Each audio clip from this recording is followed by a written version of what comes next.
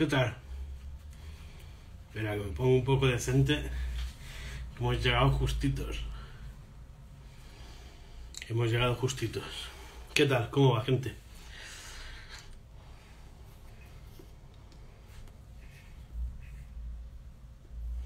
¿Cómo estamos? Veo que ya comienza a entrar gente. Y ya tenemos aquí a Miquel, hiperpuntual. Vamos a darle paso, que hoy tendremos que ir un poquito por faena.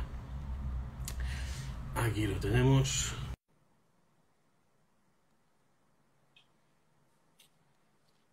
Ya vais entrando aquí. Mordópolis, Guillermo. Muy buenas, Miquel. Muy buenas, amigos, ¿cómo estáis? ¿Cómo estamos? Pues aquí, empipaos. Igual andamos, igual andamos. Hoy vamos a hacer un ejercicio un poco particular que nos pasa mucho a la gente que hablamos dos idiomas de forma nativa, que es que Miquel y yo hasta el momento hemos hablado en catalán. Entonces, ahora todo es rareza, ¿no? Porque además me parece que Miquel viene de un entorno bastante parecido al mío, ¿no? Yo en mi casa hablo con mi hermano en catalán, con mi madre en castellano, con mi tío en catalán, con el otro. Entonces, cuando te acostumbras a uno, cuesta hacer el cambio. Pero bueno, vamos a intentar no Bueno, salirnos mucho del... pero esto demuestra que somos gente normal, porque en mi casa se hablaba con acento murciano, con acento aragonés, se hablaba en catalán, se hablaba en castellano. A veces no se hablaba porque la gente se cabreaba y nadie decía ni mu. Pero en mi casa, por ejemplo, yo con mi hijo hablo en catalán, con mi mujer hablo en castellano, mi hijo en la misma conversación habla en castellano y en catalán, depende de si se dirige a mi mujer o se dirige a mí, y esto es muy normal. Lo absurdo es que haya una sola lengua, es como un solo libro, pues qué pereza, ¿no? Y por eso yo creo que más o menos lo superaremos. Para quien no lo conozca, a Miquel Jiménez es periodista, es escritor. Un poco busqué por curiosidad, digo, a ver en qué medios y qué tal. No le queda ninguna televisión de España por participar, yo creo, de las generalistas. No le debe quedar tampoco. Hay hasta radios extintas como Com Radio, donde ha estado. Realmente un periodista de referencia y una persona que, primero, está aquí porque es pipa fumador y porque le contacté en su momento y además hace alarde de ello. La gente que vive en España lo sabe, sale en La Sexta Noche, que es un programa que hacen aquí el sábado por la noche sobre política, y sale con su pipa en la mano, sale en un programa de mañana y sale con la pipa, en su blog, en el sermón que nos da el fin de semana, es decir, hace alarde de ello y hoy en día casi parece heroicos. Entonces, y entre otras cosas, es Premio Ciutat de Barcelona y creo que de los más meritorios que ha habido, por desgracia. Eh, y en el ámbito en el que yo más le he admirado siempre a Miquel es en que a veces en el profundo desacuerdo es una persona que por los poros transmite sabiduría, inteligencia y sátira, que para mí la sátira es la demostración de que en la cabecita del ser humano hay algo más que un órgano inservible. Me vas a hacer poner colorado. No, a ver, yo me precio de dos cosas, de ninguna más, ¿eh? Pero solo de dos cosas. Primero, de que no me gusta que me digan qué tengo que pensar, qué tengo que decir, qué tengo que hacer, porque yo creo que ya soy mayorcito, ya se nota que aquí hay un despeje. Y en segundo lugar, jamás he permitido que una discrepancia me impidiera tener un amigo. Porque si todos los amigos que tienes piensan como tú, pues vaya aburrimiento, ¿no? Eso es un peñazo increíble. Y yo, pues, tengo amigos en todos los lados y, bueno, pues, oye, si no estamos de acuerdo en esto, pues ya estaremos de acuerdo en otras cosas. Es mejor buscar las cosas que nos unen que no las cosas que nos separan, creo yo. Y en eso es, pues bueno, yo os animo, al final precisamente hablaremos de un libro suyo, pero tiene muy buenas lecturas. Yo como estoy en Lleida con esto del confinamiento, en Galicia tendría el libro, al final del que hablaremos de Miguel, pero aparte tenía un par suyos, y lo que pasa es que no los tengo aquí. Y dije, bueno, ya aunque es un escritor que me gusta, 2 libros me parece un exceso. Entonces, vamos un poquito al lío. Hoy, ¿de qué vamos a hablar? Yo creo que de uno de los maridajes, y en la revista insistimos mucho, ¿no? Está el maridaje con lo que comes, con lo que bebes, pero también con lo que escuchas, con lo que sientes y con cómo te alimentas otras cosas, ¿no? Y creo que la lectura es una de las, y en el concreto para mí, en la pipa, de las mejores maridajes que hay, ¿no? Y queríamos acercaros, pues eso, 5 propuestas interesantes para sentarte en tu butaca, maridar una buena lectura, un buen tabaco y que te transporte la historia a un espacio que te olvides un poquito de las noticias y de todo. Solo está el tabaco y la historia y tú. Yo creo que fue Chesterton el que dijo, si no es Chesterton, como está muerto, tampoco se levantará para corregirme, pero que un hombre que fuma en pipa, una mujer, me da igual, entra en un estado de beatitud total. Y cuando uno entra en ese estado de beatitud, que estás en tu sillón tranquilamente, fumándote una pipa y tal, es el momento óptimo para leer. El maridaje, como tú decías, es perfecto, perfecto. Yo tengo un amigo que siempre dice, fumador de pipa, que siempre dice, la vida me ha enseñado que me tengo que fiar más de la gente que fuma en pipa y menos de la gente que lleva bisoñé. O sea que cada... Sí, sí, ahí. sí, sí, sí, sí. El bisoñé es una muestra de ser embustero, que además no engañas nunca a nadie, porque mira que están mal hechos los bisoñes. Dice, oiga, usted es un calvo que se ha puesto una piel de conejo en la cabeza. Déjese estar. ¿Es calvo? Pues si es calvo, pues calvo y tampoco pasa nada, ¿no? Pues bueno, pues como hoy tenemos un poquito de tiempo justo, porque de aquí Miquel tiene que ir a la radio, o sea que vamos a ir por faena y vamos a poner tu primera propuesta de lectura para pasárselo bien fumando algo. Mira, yo recomiendo siempre Sherlock Holmes, porque me parece que es el símbolo de la pipa por antonomasia, ¿no? Mm, siempre se le retrata a Sidney Page, el ilustrador, los acaba con pipa, en las novelas fuma en pipa, fuma él y fuma Watson, también fuma cigarrillos, ¿eh? Y cigarros puros, pero sobre todo pipa. Pero yo les recomiendo en primer lugar El sabueso de los Baskerville, que es una de las 3 novelas que escribió, o 4 que escribió Conan Doyle, más allá de los 50 y tantos relatos cortos. Y es una novela curiosa porque el tema de la investigación, que es lo que hace que Watson diga, ¡oh, sorprendente, Holmes! Siempre vive asombrado este hombre. Aquí es lo que menos importa, porque es una novela casi, casi, casi de terror. Es una novela gótica. Y sobre todo, yo creo que es lo mejor que escribió de Sherlock Holmes este hombre. Usted se coge, yo ahora tengo una Dunhill, ¿no? Que es lo que estoy fumando, pero usted se coge, por ejemplo, esta Peterson, fantástica, Sherlock Holmes además, se la enciende, se coge esto y se sirve un buen Madeira y ha echado usted la tarde, porque se ha nutrido física e intelectualmente. Gran libro que recomiendo a todos los lectores, incluso a los que no tengan afición por la lectura o esto de la novela detectivesca les parezca raro, está muy bien. Está muy bien descrito el ambiente, están muy bien descritos los personajes, y te pasas todo el libro diciendo ay, ay, ay, ay, ay, ay, ay, ay, que es lo mínimo que hay que pedirle a una novela de Sherlock Holmes. Genial, pues una primera propuesta muy interesante. Yo siempre lo digo, el amor por la lectura, se tenga o no se tenga, se acaba encontrando si se busca. Y yo, por ejemplo, se la tengo que agradecer principalmente a mi madre, que aunque fuera con revistas de fútbol y de pesca y tal, siempre me iba metiendo, aunque no leyera ningún libro de pequeño, y a un profesor, que seguro que no nos ve porque era bastante antitabaco, pero que era el segón de mi instituto, que teníamos una lectura, ¿no?, transversal para toda la clase, y tuvo el ingenio de cambiármela y darme un libro que desde entonces me enganché, ¿no? A veces el amor está ahí, solo hay que encontrarlo. Pues bueno, pues yo mi primera propuesta me parece un libro muy, muy, muy de pipa, porque además dentro, una de las cosas que escasea en esta historia es el tabaco.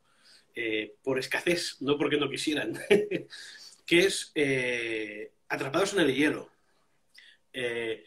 de Caroline Alexander. Es la historia de la expedición del capitán Shackleton al Ártico. Es un libro maravilloso. Yo tuve en mis manos el tapadura, que lo recomiendo si alguien se va a comprar, iros a la tapadura, porque hay muchas fotos, muchas de esto. Y después me volví a comprar este, pero el otro lo perdí. O se lo dejé a alguien, de estas cosas que pasan. Y primero, te inunda la historia de esa cosa que yo creo que a lo mejor se ha acabado un poco, ¿no? Y hasta que no vuelva a pasar con el espacio, que seguramente con los años, no sé si lo veremos o no, que es la expedición, ¿no? A un sitio recóndito en el que nunca ha estado nadie. Y ese espíritu del ser humano de mirar detrás esa historia la transmite muy bien, transmite muy bien la dureza. Están los apuntes de los que iban en el barco. Está cuando las pasaron canutas y cuando no. Está cuando tuvieron que comerse un pingüino porque no había nada más, o cuando ¿no? O como se les para el barco y después han de romper el hielo a mano para poder volver a mover el barco. Es decir, es una historia que te acerca además con fotos y te explica hasta cómo eligieron los perros para tirar de los trineos, ¿no? Me parece muy interesante y me parece muy de pipa, ¿no? Muy de ponerte en ese ambiente gélido y calentarte las manos con la pipa. Que, por desgracia, los que se lo lean ya verán que hay un momento que la escasez de tabaco no convierte a la gente más simpática, como se puede ver en este libro. Y muy recomendable. Yo este libro lo disfruté como un niño, porque es al dedillo todo. O sea que mi primera recomendación. Pues yo voy por la segunda. He tirado también de clásicos. Esto, señoras y señores, es la Biblia. El Conde de Montecristo. Yo lo leí, de hecho tú hablabas de tu madre, yo me inicié en la lectura por mi padre, en paz descanse, porque cuando yo tenía unos 4 o 5 años se presentó un día en mi casa con una pizarra y unas tizas. Y me dijo, Miguelico, porque él era murciano, Miguelico, te voy a enseñar a leer y a escribir porque esto no se puede delegar en un profesor. Esto es obligación de los padres. Mi padre, que era un anarquista tolstoyano y buen hombre, y trabajó durante 40 años en 2 sitios durmiendo una media de 4 horas diarias, que eso se dice pronto, creía que la base de la lectura era todo. Y me decía, pero si la gente se inculta porque le da la gana, si te vas a una librería de esas de lance de viejo y por 2 pesetas te llevas un carro libros, ¿qué razón tenía el pobre? Y me compró El Conde de Montecristo, no es este, que esto es un tochaco, en fin, editado por Debate, sino la versión primitiva de Editorial Sopena, que ya la tengo, pero es que se le caen las hojas, como en otoño. Y yo dije, esto es lo que a mí me gusta. Aquí está todo. Me da igual que lo escribiera Alejandro Dumas, que lo escribieran sus negros, me da igual. La historia de Edmundo Dantes, como persona que las pasa más canutas que Caín y que sale de las cenizas y resurge, la figura del abate Faria, como el maestro que le instruye, que convierte a aquel marino pobre e ignorante que está en la cárcel injustamente apresado en una persona culta, con un gran saber y sobre todo con grandes maneras aristocráticas, en un hombre educado. Es una historia de transformación tan grande que ríete tú de la Metamorfosis de Kafka. Y luego es un libro que se puede leer en varias sentadas. Baroja decía que la literatura se dividía básicamente en 2 clases. En aquello que puedes leer de una sentada, pues no sé, un cuento corto tipo Turgenev, por ejemplo, o en los libros que entre leída y leída hay trozos de vida real, ¿no? Si es que esto que vivimos nosotros se puede considerar vida real. El Conde de Montecristo es extraordinario, sobre todo por la moraleja que contiene. Se castiga a los malos, se premia a los buenos y al final la redención, no les hago spoiler porque me gustaría que se lo leyeran, que se lo pasaran muy bien. La redención llega por el amor y por el perdón, no llega por otra cosa. Y los malos salen castigados, tú, que esto, oye, ves el telediario y piensas, hombre, que alguien haga el guión mejor, porque es que esto no puede ser. Y hay una frase que a mí me conmueve muchísimo, y con esto acabo, cuando uno de los grandes beneficiarios de Edmundo Dantes, el Conde de Montecristo, recibe una ayuda, que es la de Dantes, aunque el pobre lo ignora, no sabe qué mano le ha salvado de la ruina, del suicidio, de la difamación. Se llama Maximiliano Morrel, un naviero de Marsella. Cuando ya se está muriendo, coge a su hijo de la mano y dice el hijo, y cuando la iluminación que da la proximidad de la tumba brillaba en sus ojos, mi padre me cogió de la mano y me dijo, era Edmundo Dantes. Hombre, esto que se quiten las telenovelas turcas estas que están dando ahora, porque en este libro encontrarán crimen, pasión, amor, venganza, reflexiones políticas, lo encontrarán todo. Es la Biblia, para mí es la Biblia, vamos. ¿Se nota que me gusta? No sé si se nota mucho. Se nota, se nota. Y yo ese debo decir que es un libro que no he leído. Yo principalmente leo ensayo por un tema de profesional y sobre todo temas de filosofía y temas, pero lo voy a leer seguro. Después de esta entradilla que me has hecho, me pones los dientes largos, entonces no sé, ya no sé si las librerías están abiertas o no, porque ya no lo sé, pero están. Mañana estoy. Pues yo, mira, mi segunda propuesta, a la gente que le guste la creatividad, la introspección sobre la estética, sobre el proceso creativo, sobre lo que uno ve y lo que uno es, me parece un libro imprescindible, que es La obra maestra desconocida de Honoré de Balzac. En este caso yo tengo la edición de Quaderns Crema, que es una editorial que a mí me gusta mucho porque las traducciones las hacen muy bien.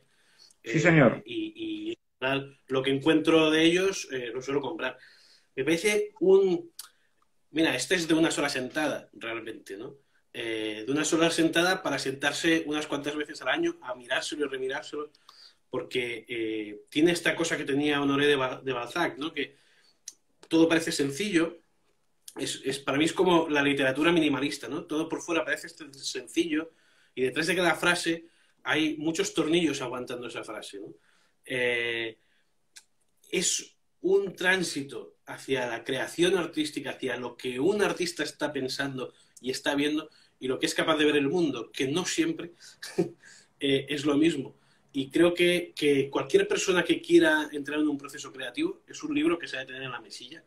En sí, es un libro que estuvo en muchas mesillas de grandes artistas, porque cuando uno deja de pintar paisajes y está muy centrado en la pintura, ¿no? Pero cuando uno deja de pintar paisajes y hacer retratos, hay un choque allí, ¿no? Con lo que uno ve y lo que los demás ven. 100% recomendable, está en castellano seguro porque yo lo he regalado, a lo mejor es el libro que más he regalado en mi vida. Ediciones muy baratas, o sea que ahora que no se puede ir a los bares casi, por lo que harías un menú, tienes esto, incluso menos. Y te alimenta muchísimo más. Yo descubrí a Balzac con un asunto tenebroso y me di cuenta de que este hombre describía al ser humano con una profundidad de bisturí, quirúrgico. Es decir, es un tipo que yo no sé qué capacidad tenía, la he encontrado en muy poca gente después, en muy pocos escritores, para en 4 pinceladas, ya que hablamos de pintura, describirte a una persona. Era una cosa portentosa. Balzac, escriba lo que escriba, siempre es bueno. Pero este que acabas de decir tú, que yo lo he leído y lo tengo en casa, me parece, vamos, sorprendente. Y es para leérselo de una sentada. No por nada, sino porque no se podrán levantar. Sí, engancha. Y esa parte, eso que has dicho, quirúrgico, yo creo que lo define muy bien, ¿no? Cada frase va en una dirección y está muy bien pensada, ¿no? Estos relatos cortos a mí me gustan mucho, probablemente es porque, no es porque falten cosas, sino porque las cosas están afiladas ya. Cuando te llegan. Claro, es lo difícil, o sea, Maupassant, todos estos Turgenev, Poe, toda esta generación de escritores que en un relato corto, vamos, con eso hoy en día te hacen una serie de 300 capítulos, porque está todo ahí y explicado con brevedad, que esto es muy importante. Yo, si te parece, paso a mi siguiente recomendación. Vamos a reivindicar a una señora, esto siempre va bien. Pearl is Book. Pearl is Book es una señora que estuvo mucho tiempo norteamericana viviendo en China y porque su padre era un misionero de estos norteamericanos y tal. Y escribió una serie de libros fantásticos. Una saga familiar, esto que ahora está de moda, en plan Dinastía, Dallas y todo esto. Bueno, Dinastía y Dallas, yo es que soy muy mayor ya, ¿eh? Quizás no están de moda, pero en fin. El libro se llama La Buena Tierra y explica cómo un humilde campesino chino, Wang Lung, antes de la Revolución, empieza siendo un campesino pobre, tirado, que pasa hambre, que piensa incluso en vender a su hija pequeña, etcétera, etcétera, a ser lo que siempre ha odiado. Un capitalista, un rico, un terrateniente, acaba viviendo en la casa del mandarín, que es el aristócrata del pueblo, y cómo se repiten los mismos vicios, las mismas historias, los mismos defectos que él había criticado cuando era un pobre. Pero todo eso en medio de una ternura y de una dulzura y de un, ¿cómo te diría yo? Casi que hueles a cerezos en flor, ¿no? Cuando lees este libro, por ponerme un poco poético. Porque es verdad que pasan muchas desgracias y es verdad que demuestra que la condición humana no tiene mucho arreglo. Pero también hay personajes entrañables, como esa hija que quiere vender y que, afectada pues, por la miseria, se queda muda, no puede hablar. Como la mujer de Wanlun Olan, una campesina que es una esclava, que se la venden a él para casarse con ella, acaba siendo, en fin, un personaje gigantesco, de epopeya, casi. Y como en el fondo Wanlun, cuando al final se da cuenta de que todo eso que tiene no le sirve de nada, un día se pone los viejos pantalones de campesino y se va al campo a arar, porque es allí donde encuentra la verdad. Toda la comida refinada que le sirven, dicen, no, a mí me dais ahora pan negro y me dais unos ajos y me lo voy a comer sobre la buena tierra. Y se duerme en la tierra y lo encuentran allí dormidico hasta que al final, bueno, se muere como todo el mundo. Pero está muy bien, tiene mucha poesía y tiene mucha verdad. Y en los libros lo importante, a mí que me gusta mucho la ficción, es que haya verdad, haya una verdad detrás, porque si no eso se convierte en sumar palabras y sumar palabras eso lo sabe hacer el primer tonto que pasa. Genial, pues apuntado también. La gente, bueno, va entrando gente, ya sabéis que yo, cosas de la vida, y me he dado cuenta ahora con esto de la revista, que haciendo directos, pues que resulta que veo peor de lo que pensaba. Entonces, yo a la gente que entráis os doy por saludados a todos.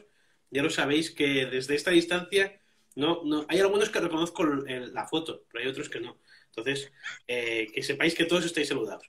Pues mira, mi tercera opción es otro de mis escritores que no me falta un libro suyo. Y que me parece un libro también de una sentada interesantísimo, que también habla mucho sobre la condición humana y en este caso más sus miserias que sus capacidades de crear, ¿no? Que es novela de ajedrez, novela de Skax de Stephen Zweig. Bueno. Un libro que parece muy sencillo hasta que deja de serlo, ¿no? Y que cuando deja de serlo y miras por el retrovisor de todo lo que habías leído que parecía sencillo, ves que te has pasado por alto muchísimos stops, ¿no?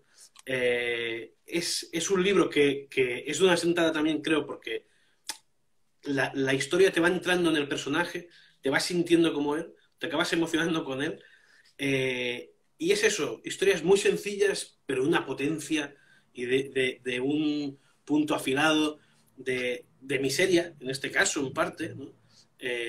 Pero que a mí este libro, mira que me gusta casi todo lo que ha escrito él, pero este libro en concreto a mí me golpeó. Es eso, seguramente estos dos son los dos que más he regalado en mi vida, porque no he encontrado a nadie lee una historia así, tan bien escrita, con los personajes tan bien definidos, con los que te encuentras como en casa y vives sus miserias o sus alegrías en tan poco tiempo. O sea, es imposible que no le guste un libro así a alguien.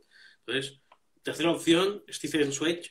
Para mí todo es bueno, pero novela de ajedrez, para mí también de lo que me llevaría a una isla desierta. Pues yo ahora voy a tirar por lo moderno, ya que hemos estado en el mundo antiguo, lo moderno. Si no se han leído esto, El diablo y el mar oscuro, de Stuart Thornton, señores, lamento decírselo, hay una laguna en su vida. Este pavo que escribe, pero como San Dios de bueno, ya debutó con Las siete muertas de Emily Hunt Castell, que es una especie de mezcla entre literatura mágica, literatura de detectives. Bueno, no les desvelo tal. Pero este de aquí, madre mía, en mi casa nos hemos peleado. Yo me lo quedé, mi señora, dame el libro, ya te lo daré. Me lo leí y ahora se lo está leyendo Elena. es genial. Es una novela, les daré 4 pinceladas. El detective holandés más famoso de las Indias holandesas, estamos en el 1500 y pico, es encarcelado en un barco que va hacia Amberes porque tiene que dar cuentas acerca de una traición y nadie sabe muy bien de qué se trata. Lo acompaña su amigo, una especie de Watson, para entendernos, que es un gigante que ha sido soldado y que este hombre, se llama Pips, lo rescata y lo pone a su lado. Y en ese barco, que es un barco de esos grandes de la Compañía de Indias, tenían mucha panoja los holandeses con lo de las especias y tal, empiezan a pasar cosas. Empiezan a aparecer cadáveres, empiezan a aparecer amenazas, que si el diablo está suelto en el barco, que si en la vela mayor aparece pintado un signo que es un signo demoníaco, se entrecruzan relaciones de poder viciosas entre el gobernador de esa parte de las Indias holandesas que vuelve para Amberes para formar parte del Consejo de los 15. Y ustedes dirán, esto es una novela sobrenatural. Pues no, señor. No, señor. Está tan bien escrito que cuando te das cuenta y llegas al final, piensas, con perdón, la madre que te parió. La mare que et va parir. Porque es que, claro, te despista de tal manera. Y esto, hombre, con decirles que la mujer del gobernador y la amante del gobernador son amigas, no te digo nada, te lo digo todo. Entonces, es un tapiz tan bien tejido, la trama está tan bien pensada, el ritmo es tan constante y sobre todo te enteras de muchas cosas de la época pues que no son habituales. Cuáles eran los productos que daban más dinero, por qué se dejó de tratar con los esclavos porque resulta que las especies daban más dinero que los esclavos. En fin, muchísimas cosas. Está muy bien pensado. Es un sinvergüenza este tío. No se le debería permitir escribir. Yo estoy por hacer una campaña en Facebook o en Instagram o en Twitter y decir, este tío que no escriba más, porque da vergüenza ponerte a escribir después de haber leído este tío. Recuerden, Stuart Turton, El Diablo y el Mar Oscuro. Es una pasada. Y está calentico, acaba de salir. Sí, además, bueno, nosotros los Give Me Five después los subimos a YouTube también, aparte de que queda aquí. Los subimos a la web y en la web os pondremos los títulos y las portadas de cada uno de los libros que hemos propuesto, porque así también a la gente les es más fácil de encontrar. Pues mira, yo voy a por mi cuarto, ¿no? Sí. Yo aquí ya he intentado no meter mucha filosofía y muchas cosas de estas, porque eso es de estas cosas que uno se emociona mucho a veces cuando lee cosas, después las recomienda y después lo quieren matar por la calle, ¿no? Entonces, sí. ¿Qué te ha parecido ese libro? Hostia, un librazo, y después, hostia, te encuentras las ruedas pinchadas y cosas de estas. Entonces, yo intento no entrar mucho en ese terreno, pero este libro en concreto me parece un libro no solo bueno, sino necesario en estos tiempos que corren, que es En defensa de la intolerancia, de Slavoj Žižek. Yo creo que uno de los, al menos más influyentes filósofos de este siglo, que está aún tierno, en el cual, estando de acuerdo o en desacuerdo, yo una de las cosas que he descubierto con el tiempo y que siempre defiendo es que es mucho mejor leer cosas con las que estás en desacuerdo y que no entiendes, que cosas que entiendes y que en las que estás de acuerdo, porque si no, no te mueves de tu lugar, ¿no? Y es un tratado, en el fondo, que viene a poner en duda todo en lo que hemos crecido, por ejemplo, alguien como yo, que nació en el 82, ¿no? Qué vergüenza. Todos esos conceptos de el pacifismo por el pacifismo, la tolerancia por la tolerancia, el multiculturalismo por multiculturalismo, es decir, hasta qué punto esos términos han pervertido. Uno de los términos en los que yo estoy más de acuerdo con Žižek en su definición es la tolerancia, ¿no? En la perversión de la tolerancia en sí misma. O sea, decir que tú toleras algo es perverso en sí mismo. Es decir, sí, no te mato y te tolero, no te lo prohíbo y te tolero. Pero eso al final esconde unos recónditos oscuros que acaban posiblemente trayéndonos donde estamos ahora a nivel mundial, ¿no? Creo que, estando de acuerdo o no en alguna de sus afirmaciones, es eso. Žižek, yo es un tipo que siempre leo con atención, también coincido mucho con sus ideas su definición de la utopía, ¿no? Muy reformada. Yo, este libro es de los que puedo recomendar porque aunque uno no esté muy introducido en el lenguaje filosófico, en la forma de escribir filosofía, no se va a embarrancar en un de esto de, hostia, esto no avanza, ¿no? Es un tipo que en este libro es bastante claro, es bastante conciso. Habrá momentos, yo para eso sí que recomiendo un tabaco tranquilo, porque habrá momentos en que nos calienta, ¿no? Porque nos plantea cosas que van en contra de lo más, los cimientos más cimientos de nuestra forma de pensar o de compartir o de ver el mundo. Hay momentos en que nos hace feliz porque parece que coincidimos. Entonces, yo cogería un tabaco que no se estresara mucho porque nos va a estresar en algunos momentos.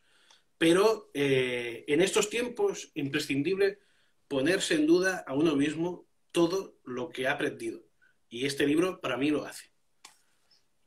Y yo estoy de acuerdo en lo que dices. La tolerancia a veces da la impresión de que esconde una tremenda arrogancia, ¿no? Es decir, como yo estoy por encima de todo, te tolero. No, mire usted, no hace falta que usted me tolere para que yo sea como soy. Usted me ha de respetar y me ha de aceptar como soy, pero ya está. Nadie debe tolerar nada. La tolerancia implica eso. Como yo estoy por encima de ti, te tolero que leas esto, que fumes, que no fumes. No, mire usted, eso no va a ningún lado. Es un poco lo que hablábamos antes, y perdóname la digresión. Lo políticamente correcto suele ser intelectualmente estúpido. Y nos han metido una serie de tópicos en la cabeza. Esto está bien, esto está mal. Por ejemplo, fumar está mal. Pues mire, sí. Y el genocidio camboyano, más todavía. ¿En qué escala de valores me pone usted lo de fumar? Porque si me va a considerar usted a un inocente fumador de pipa que no molesta a nadie con Pol Pot, pues vamos a salir todos mal. Y esto que tú dices yo creo que es el meollo del paradigma que hay hoy en día, que es la banalidad. A base de lo políticamente correcto, a base de la consigna, pues nos hemos olvidado de muchas cosas. Yo me acuerdo que tú has nacido en el 82 y eso no te lo perdonaré nunca. Pero yo, que nací en el 59, yo nací respetándome con el cine, que decía Borges, y yo recuerdo que de pequeño, cuando yo a los 14 años, sería 1973, me metí en el rollo anarquista y en el rollo libertario y tal. Allí había una reivindicación que era, pues eso, justicia para la gente, trabajo, tal.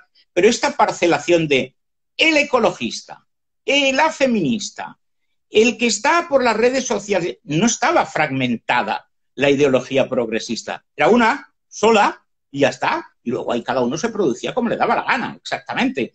Pero claro, yo esa base libertaria, gracias a Dios, no la he perdido. Y por eso me da mucho miedo todo eso. Y por eso me gusta mucho, fíjate que bien hilado, el libro siguiente, que está escrito por un señor que decía que prefería ser anarquista antes que socialista, porque los socialistas lo único que querían era darnos un número en el inmenso pesebre. Decía, hombre, ¿y los anarquistas, pues qué quiere que les diga? Sueñan con darnos una tierrecita para que la trabajemos, un trabajo cualquiera para entretenernos. Dice, esto es imposible. Pero nuestras simpatías deben estar por esto. Se llama Pío Baroja. Y don Pío, el gran gruñón, escribió una cosa fantástica que se llama Memorias de un hombre de acción. 3 tomos. Traigo uno aquí para no pesar mucho.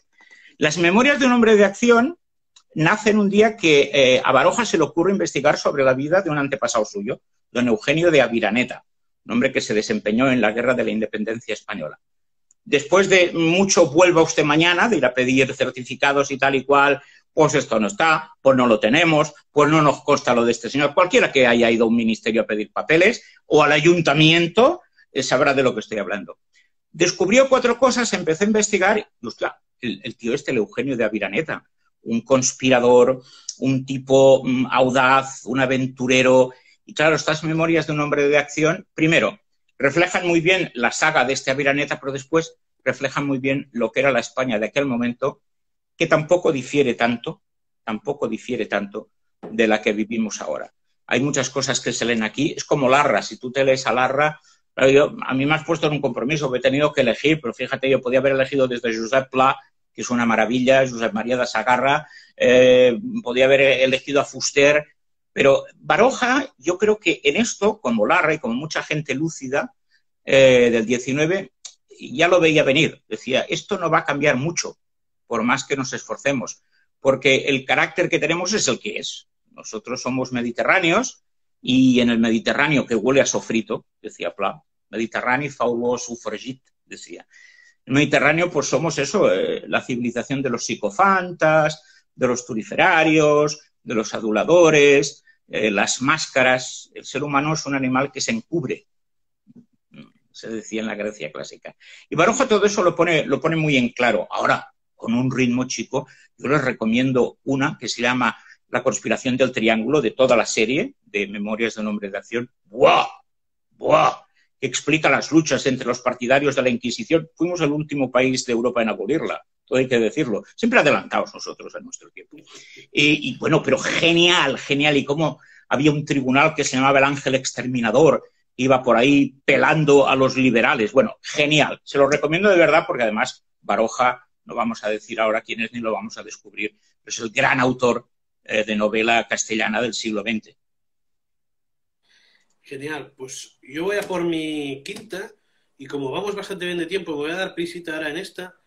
Así voy a presentar muy rápido mi sexto y podemos entrar a también el libro de Miquel, porque ya que, coño, aquí en España hay una frase que no falla, que es, yo he venido aquí a hablar de mi libro, que nosotros, solo el 17% de nuestros lectores, 18, están en España, tenemos lectores en muchos sitios. Pero aquí en España esa frase ha movido montañas. Un día profundizaremos.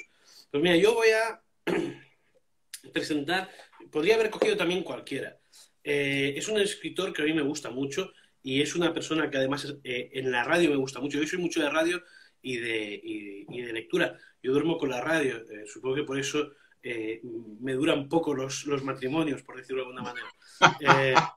Claro, si tienes que aguantar uno, mira, pero si tienes que aguantar tres, ya da por saco. Entonces, es Sergi Pàmies, ¿vale? Yo en este caso he puesto T'hauria de caure la cara de vergonya, te tendría que caer la cara de vergüenza. Todos los libros suyos me gustan mucho porque van muy a lo humano, ¿no? Van muy a... ahora no sé si es en este o en el otro que había puesto, ¿no?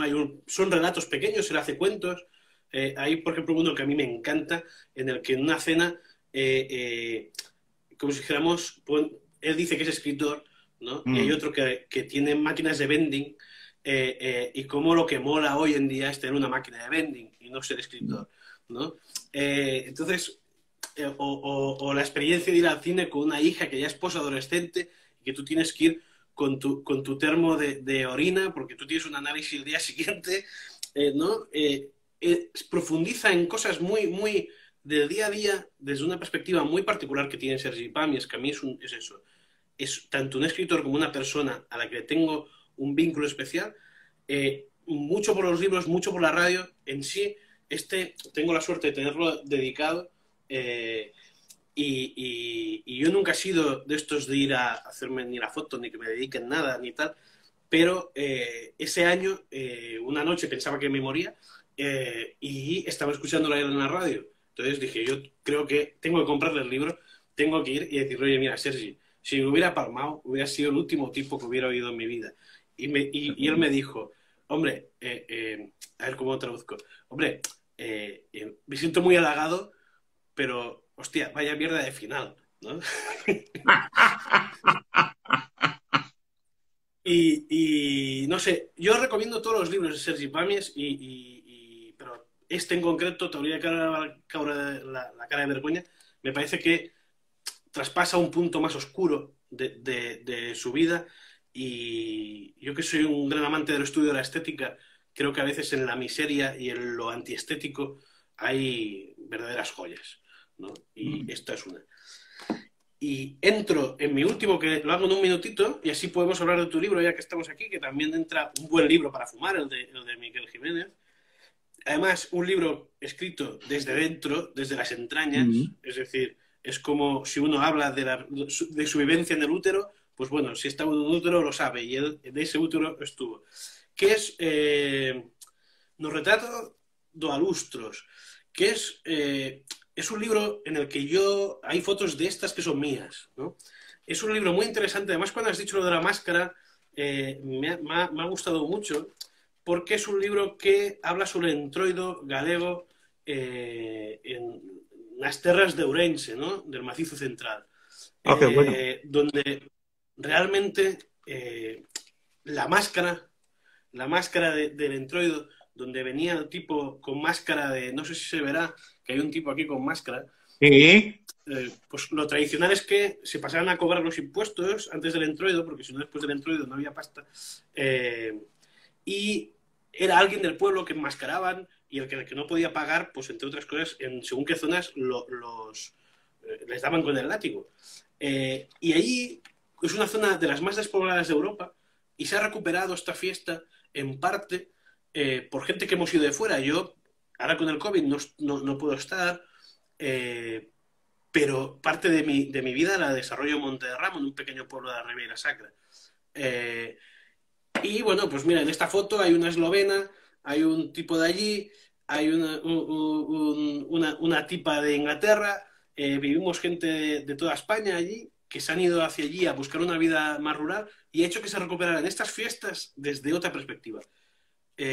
Oye, Emilio Araujo, que hace un trabajo espectacular por la recuperación del patrimonio cultural del interior de Ourense, recomendable. Y este libro, aprovechando que has tenido el detalle de estar aquí y que un día haremos una entrevista, una charla más que una entrevista con Miquel cuando nos dejen sentarnos en una terraza, este libro te lo voy a enviar yo para allí para hombre. que lo tengas porque sé que te va a parecer muy interesante.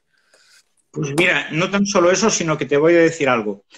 Mi suegro, que en paz descanse, era de Mourisca, que está cerca de Viana do Bolo, Ourense. Y yo conozco toda aquella zona. Y mi señora, por tanto, lleva sangre gallega. Y yo estoy muy contento de haber nacido donde he nacido. A veces no tanto, pero en fin. Pero me hubiera gustado mucho ser gallego. Porque es verdad que la cultura que primero, es una cultura de origen celta, que esto a mí ya me fascina. Es una gente que comiendo, una de las primeras veces, estábamos comiendo y dice, el otro día vi un saco de castañas que iba rodando montaña abajo riéndose. Y yo dije, ¿un saco de castañas? Sí, un saco de castañas riéndose. Y la gente siguió comiendo con total normalidad.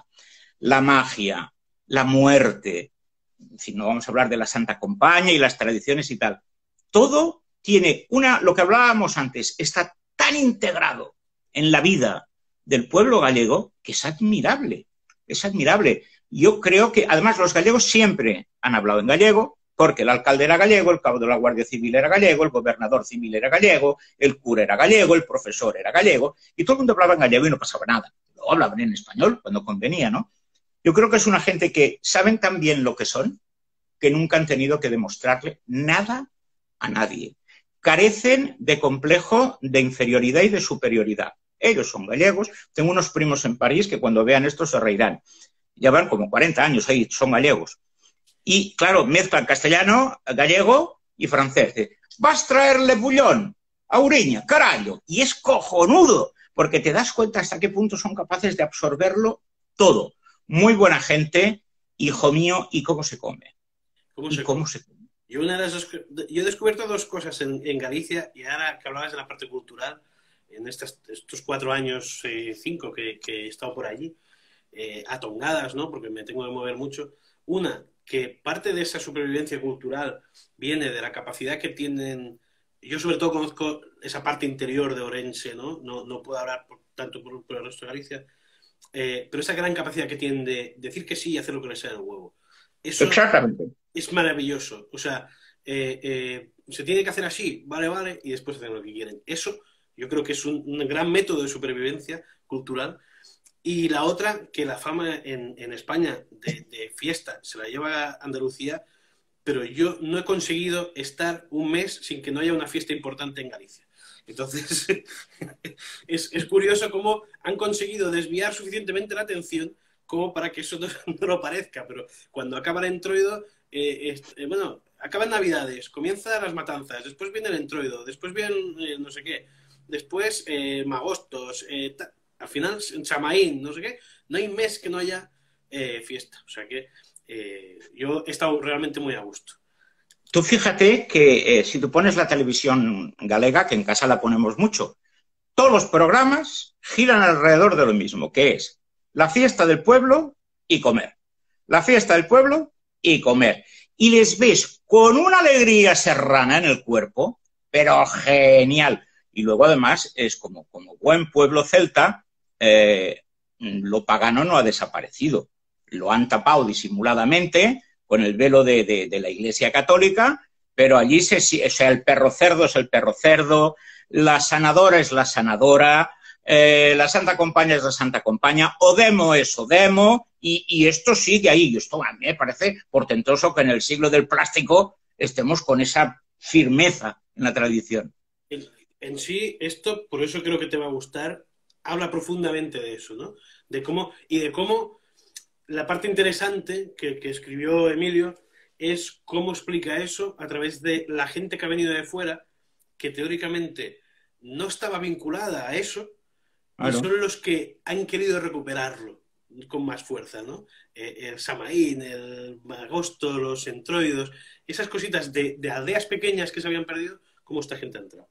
Pues perfecto, es eso, os dejaremos las recomendaciones de Miquel y ahora Miquel nos presenta el último libro, que es suyo, que es lo que tiene que tener un escritor y fumador de pipa, que fuman pipa y Me da un escriben. poco de vergüenza, pero bueno, este es el engendro.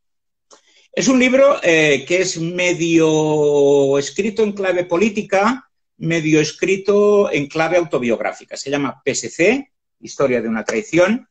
Para nuestros amigos que no conozcan y no saben lo que salen ganando la realidad política española y muy concretamente la catalana, el PSC es el Partido de los Socialistas de Cataluña, y yo explico cómo ha sido una gran estafa este partido, porque durante muchos años vendieron a sus electores que era un partido de izquierda, socialdemócrata, cuando en realidad no eran más que la muleta del nacionalismo catalán que nos ha llevado pues, a los extremos, que nos ha llevado una proclamación de la República Independentista de Cataluña, la ruina, porque en realidad Cataluña en estos momentos, si España ya está arruinada, Cataluña lo está todavía más. Más de 4.000 empresas abandonaron suelo catalán. Y esto tiene poco que ver, además, yo lo sostengo, con el independentismo. Yo también lo fui en su día, quiero decir, no tiene que ver con el independentismo. Tiene que ver con la gente que se ha valido del independentismo para ocultar pues, la corrupción, para ocultar el nepotismo y muchas veces para ocultar también su propia ignorancia y su medianía. La verdad es que este libro salió un poco así por casualidad y un día escribí, estuve 23 años militando en el Partido Socialista, lo cual dice muy poco a mi favor porque ser tan tonto para no darte cuenta de las cosas, soy un poco lentico yo, ¿eh? Pero un día puse en Twitter, ya de estos tengo que explicar todo lo que sé del PSC. Y Roger Domingo, que es el responsable del sello de Deusto, de la editorial que lo publica, me envió un tuit y me dijo, públicalo, que yo también he estado en el PSC. Digo, hombre, otro tonto. Pues sí, yo también. Y nada, lo escribí en un verano, en Avilés, para ser más exacto, no, mentira, en Llanes lo escribí, en Avilés no, en Avilés escribí otra cosa, en Llanes. Y salió esto, que es como una especie de pena y de crónica de lo que yo vi dentro del PSC durante 23 años, pero también tiene un punto amargo porque yo considero que hay algo de fracaso personal también. Cuando una empresa colectiva se va a hacer puñetas, la gente siempre tiende a quitarse los muertos de encima. No, yo me hago responsable de mi parte alícuota. Yo también colaboré en esto, porque yo militaba allí, yo formé parte del aparato del partido y por lo tanto yo no puedo decir, esto no tiene nada que ver conmigo. No, sí tiene que ver. Y la tristeza, la frustración y sobre todo la sensación de engaño que uno experimenta, decir, pero ¿cómo pude creerme esto? ¿Pero cómo pude aceptar tal cosa o tal otra? Está bastante presente en el libro. Sepan también que hay bastante humor, porque yo soy incapaz de escribir algo tomándomelo muy en serio y mucho menos a mí. O sea que es una de las pocas incursiones que he hecho fuera de la novela. Para mí lo que me gusta es escribir novela y cosas de estas. Pero esto, bueno, creí que tenía que hacerse y lo escribí. Y evidentemente, de las 5 personas que me saludaban por la calle, pues ahora solo me saluda una, claro, es evidente. Yo lo he leído mira, igual que lo que decía, ¿no? Con el de Zizek, lo digo con este libro de Miquel. Yo, en la parte biográfica, no se puede estar de acuerdo o no de acuerdo, es una vivencia. En otros elementos, a veces estoy muy de acuerdo con Miquel, a veces estoy profundamente en desacuerdo, pero todo lo que está escrito en ese libro está escrito desde una perspectiva intelectual, ¿no? Hay gente que son pensadores y hay gente que son ejecutores. Para mí, Miquel es un pensador y se desnuda allí. Hay dos cosas que para mí demuestran la inteligencia del ser humano, claramente, que es la capacidad de hacer humor. O sea, si no te ríes de ti mismo alguna vez, tienes un problema con tu propia inteligencia. Y la capacidad, que es más difícil aún, de mirarse en el espejo y explicarse a uno mismo las miserias. Y en ese libro creo que Miquel lo hace. Después, estar de acuerdo o no, precisamente es una de las gracias de esta vida, ¿no? La discrepancia. Pero es interesante, y es interesante desde alguien que ha estado dentro y que se mira al espejo y que en muchos momentos tienes la sensación, yo cuando lo he leído, de que él iba, tú ibas como rememorando y te parabas y decías, hostia, yo hice esto y lo hice así, Mm. ¿no?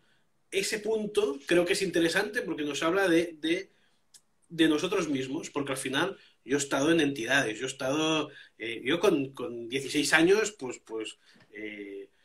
bloqueamos la puerta del instituto y echamos ahí cadenas y no sé qué, y lo ves en perspectiva y dices, lo volvería a hacer, y eso no quiere decir que lo hiciera bien o mal, es decir, si no, no estaría en este punto, entonces eso lo transmite, y quien se quiera acercar a una historia que además yo creo que en España es desconocida, que es que en el PSOE y el PSS no son del mismo partido, es lo mismo que los gallegos que vienen de los celtas y los Sí. murcianos vienen de los chineses, pues esto es lo mismo. Son dos vías, son dos cepas diferentes y a veces cuesta mucho entender para la gente de fuera.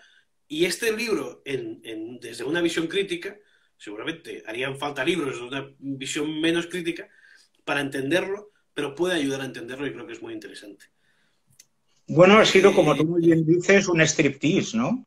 Ha sido un yo confieso, de decir, miren, y Nietzsche decía una cosa muy interesante, decía, nunca hay que cometer la cobardía de dejar las cosas que uno ha hecho en la estacada. Entonces, de asumir lo que eres y lo que has hecho, y hombre, y si es posible rectificar, yo lo intento. Pero no duden que esto es una confesión, vamos, al 100%, y lo escribí fácil, pero el dolor fue grande, las dos cosas a la vez. Pues no te vamos a robar más tiempo porque ahora Miquel tiene que entrar en la radio. Por último, sí que me voy a atrever, porque como me lo he leído, tal, a recomendar un tabaco para el libro de Miquel. Y yo creo que el que me he fumado hoy, que por eso lo estaba fumando, el Mystic Blends de Captain Earls, es muy interesante porque es un tabaco tremendamente complejo, una mezcla inglesa, pero llevan, me parece que no sé si son 7 o 9 tipos de tabaco diferentes. Para ahí. Eh, con lo cual, es un tabaco que parece que cada vez que lo fumas en una pipa diferente, sabe diferente y te da cosas diferentes. Y creo que también tiene esa parte de mirarse al espejo, de saber lo que estás fumando y no saberlo a la vez. Y yo creo que sería una buena compañía para el libro de Miquel.